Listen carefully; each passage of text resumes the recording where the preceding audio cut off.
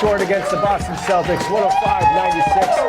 Happy Martin Luther King Jr. Day, and welcome to Raptors Tonight, live from Real Sports. I'm Randy Urban, joined by Jack Armstrong, Akil Augustine, and Paul Jones. How you guys doing today?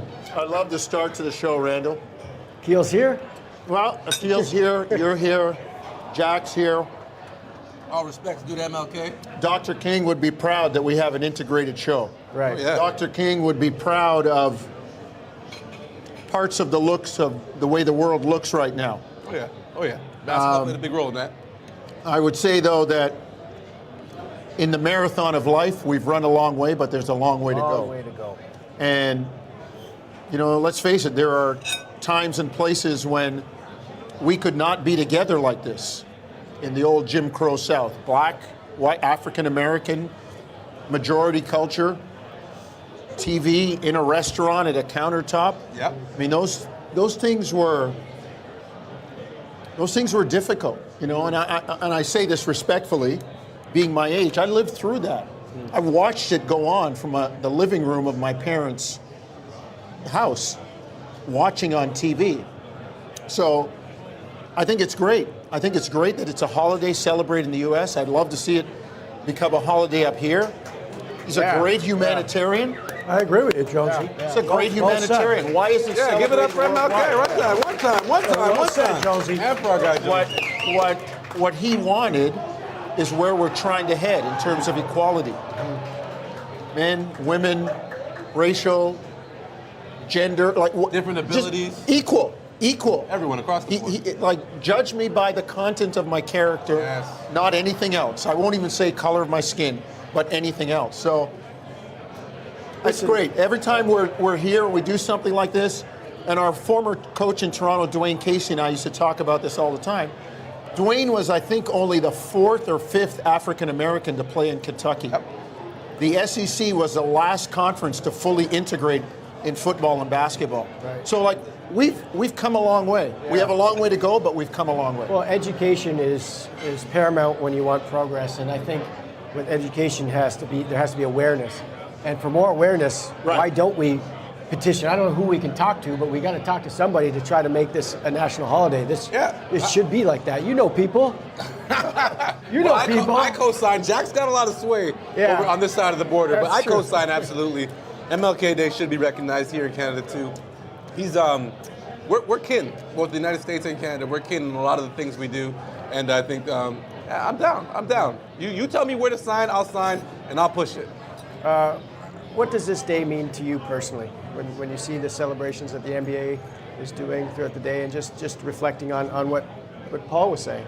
For me personally, knowing that, listen, my life has been the NBA, right? And I'm a benefactor of the work that the league has done I say this often, to normalize the presence of black men, successful black men on the screen, to give myself heroes to grow up to, right? And to see the league make it part of their agenda that they take over the airwaves, right?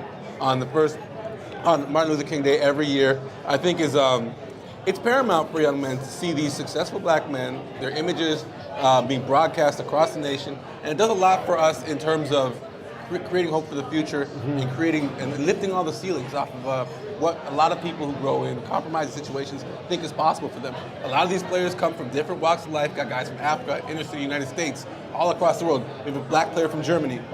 All their stories need to be told, and I think the NBA is a platform to tell those stories. So I'm glad that they take MLK Day and they take over the airwaves.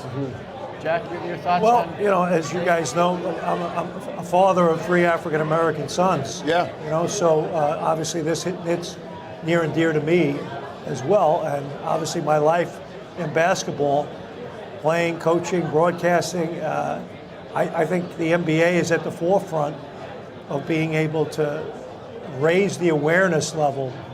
And I think it's a wonderful thing. And I thought Garrett Temple tonight, both in the video and in his brief chat to the arena, said it so beautifully and so eloquently that, you know, I look at it and I go, wow, if you're his dad or mom, how proud.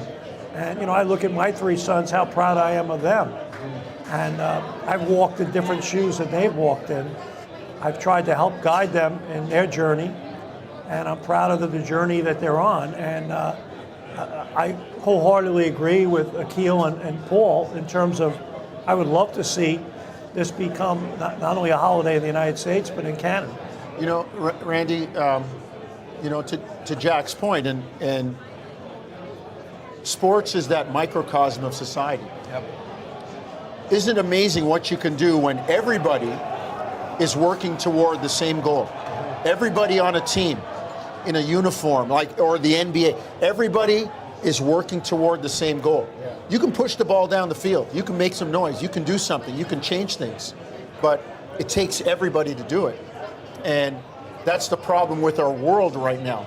Not everybody's willing to be accepting of differences, all the things that Akil mentioned. Jack talking about raising three African. He's never walked in their shoes, but look at how successful they are. Look at what they got from Jack and Dina. Why? Because we're all working toward the same goal here. We're not seeing differences, right? And I know this from my time in education. Kids will play together the whole time. Nobody says anything to anybody until somebody says, hey, watch out for the insert kid here. Yeah. Whatever it is, race, color, creed, the black kid, the Jewish kid, the Muslim kid. Kids don't see that. Yep. They don't. And the same way we can teach acceptance, the problem is people are teaching inequity and hate and all the other stuff too. That's learned too. So, this day, I reflect on it a lot when it comes up, because I watched the funeral. Yeah. The night that Martin Luther King Jr. was shot, I was at junior choir practice. My father, a very stoic man, came to pick me up on a Thursday night. It was the first time I'd seen adults cry because this is what happened. Our world was changed. In 1968, in a matter of 2 months, we lost JFK? Martin Luther King and Robert Kennedy. Between April and June, two of the main guys, one majority culture Caucasian, the other one African American, pushing for changes in civil rights. Both of them exterminated. It's tough to take. Thank you for those words, Jonesy. And it's important to continue to talk about this because you said 1968 and you said that you lived through it, and you're not old. That wasn't that long ago. It's in our lifetime. And that is, it's scary to me. Because you think of it as something that's so far in the past, and it's not that far in the past, and it continues to things still continue to happen and let's now. hope, and I think both of you agree with, let's hope the young people don't lose sight of that, of the journey that so many folks before them, and the struggles and the fight that they took on that have made their life better now. I think it's great that we celebrate this every year to bring awareness to the young people that are living a better life now, that they can't lose sight of what the folks before them did to make their life better. And I think the NBA guys recognize that. I agree with you. I really do. And, Yeah. We have the good fortune of sitting down and talking to Wayne Embry. Mr. Embry talking about his late wife, Terry, getting on a bus to go and march in the South, and he says, no, you're not. And she says, yes, I am. And, those are the kinds of things that push the ball forward and lead to change. We stand on the shoulders of giants. Yes. Yeah. Yes. Amen. Yeah. Love that, buddy. Well said. Yeah, honestly, thank you guys for your words and just being here. Tough to transition from that, but let's talk about the basketball game today. Talk hoops. The basketball was a small thing in this grand scheme of life, but it's why we're all here together. It's important to us. Yeah. So just your impressions, Akil, of watching that game today. First impressions. Listen. I'm super impressed with what Quickly and RJ have brought to this team. The unfortunate part is they come in mid-season, and so the entire group hasn't had a chance to acclimate to how to play with them. They've come in like gangbusters. I believe they've led the team in scoring now 5 out of the 7 games. One of them has been the lead scorer. Emmanuel Quickly 3 times, RJ twice. And they've really brought a certain amount of life and energy to the offense, playing at a crazy pace. I think Scotty still needs time to adjust and to settle into his own style. And I think the real swing in this game was when RJ subbed out in that third and things kind of got away from the Raptors. because they couldn't recreate that energy and that momentum that those guys had created. But I mean, listen, down 2 guys, Jakob, Gary, a limited bench, and they battled with a top-tier Celtics team, 30-9, number 1 in the conference, averaging 120 points per game. There's a lot to walk away from. There are no moral victories, like Jack always tells me, but I think there's stuff to walk away from when you're building forward as a Raptors organization. Jonesy, your impressions? Akil said it best, that third quarter. I mean, and you look at the way the game is played now. Raptors had more field goals, 25, 30 more points in the paint. Yep. Free throw attempts, negligible. The three-point shooting, yeah. Boston outscored them like 16-4 from behind the arc. Yeah. That's 36 points. You know, and it's interesting, tonight, you know, you look at the Raptors came into the game really shooting the ball well from 3, and they got good shots tonight. It's not like they got bad shots. They didn't turn the ball over. I thought they played better defensively after a rough night in Utah the other night, and their defense has struggled of late. Their offense has gotten better. I thought tonight their defense was good. It's just now about hitting that level of consistency each night where you can string it together on both sides. But I thought the defense was good enough to win tonight. And I thought the ball movement and all that stuff was good enough. The shooting wasn't good enough. Yeah. But that's it, really. Just with that point, at Pimhoff is watching on YouTube. Big New York IQ fan. He's going to be great for you. They're still figuring it out. Raptors have essentially been on the road since the trade. Give them some time in their home gym and watch. Feel like we're getting there, right? I mean, Akil and I talked about this on the floor. Yeah. You're doing it on the fly. Yeah. There's no training camp.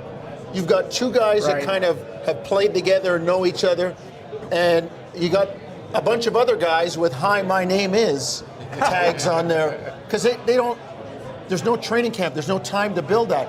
And the way the NBA is nowadays, you don't practice. Yeah. You're trying to save your energy, rest for games. I mean, you watch video and stuff, but you're not out there going full speed to acclimate. So, you know, it's tough. I like the potential in this, but I don't see we're going to see the full benefits until next year. I mean, you would hope they could sneak into the play-in and get some experience together, because everybody's had experience. Scotty's had playoff experience. Schroeder's had it. Quickly and Barrett have had it. They've all had it. It's just been patchwork, piecework. They need it together to try and build something. Yeah. Defensively, they were much better tonight than they have been on that road trip. What stood out execution-wise on that end of the floor for you? They attacked Jason Tatum, right? They double-teamed him at times, forced him to get the ball out of his hands, made other people try to make plays and make shots, and that's key on a night when you don't have Jaylen Brown. Then the Celtics got to look further down the list. Who's going to make shots? Who's going to be present? And I think that's one thing the Raptors did well tonight. I think that was the key, was to make Jason Tatum uncomfortable and to get the ball out of his hands. But unfortunately, the Celtics are a team, they've got a lot of players. Like, this is not a joke roster. They've got a lot of guys down that depth chart. Peyton Pritchard, a guy that I thought would do a lot better this year, but tonight he shows up a little bit in that fourth quarter. They've got bodies. And then you start the game double teaming Porzingis, and of course with that many shooters, that's tough. Well, they got shooting at all 5 positions, Yeah. and they share the ball. And I said this after the game. I look at Jaylen Brown. I look at Jason Tatum. I think those guys respect their roster and their teammates. I feel like they've taken that next step as mature young players now, where they're not forcing their game as much. I thought Tatum tonight had a presence about him. And you weren't going to rush him. You weren't going to get him off his game. And the Raptors did a good job trying to do that, but he would still make that next pass. He's like, okay, fine, I'll give it to this guy. I'll give it to that guy. I really like what they're doing. I thought their third quarter defense late was tremendous. And they mix up their coverages and the different types of zones they play. They did the right thing, packing the paint, making the Raptors beat them for the point. What I thought was interesting was watching them play their, I guess, 2-3 zone that became a 1-2-2 zone with Drew Holiday in the middle. Yep. They had the big guys out on the wings. Yeah. It's true, because most of the time with the shot, if the ball goes to the other side, you want a big guy there for rebounding. But they put a mobile, agile, smaller guy to kind of roam, and it was almost like a box and one with that guy. Like there were times when Toronto would screen the high guy on the zone, and Drew Holiday would jump out like a man-to-man. It was very interesting to see the way Boston played that. Two thoughts on that, too. The big point of emphasis in the NBA is get corner threes. When you have the two tallest guys going out on that, Right. changes the release point. Right. The other thing, too, is there are times they start zone, and then you make a pass to the wing, and bang, they match up man-to-man, and they're more than willing to say, all right, we'll match up any way possible. Yeah. So you start your zone attack, and then you start your zone offense, and then bang, they match up man. Yeah. So they're doing some cool stuff in their defense. Yeah. And that's going to be really effective against a group that's still figuring out how to play offense together, right? So the Yeah. Raptors kind of on their heels when Joe Mazzulla whips out a weapon like that. Yeah, it's funny. You really miss a guy like Pirtle in games like this because you look on the floor and then they played Porzingis and Cornette. together. Yeah, You know, it's yeah. like- There was some That's 14 interior, feet. some interior passing with those two guys, and you look around and yeah. Scotty's the tallest guy on the floor Right, for Toronto. right, you know? right. And to that point.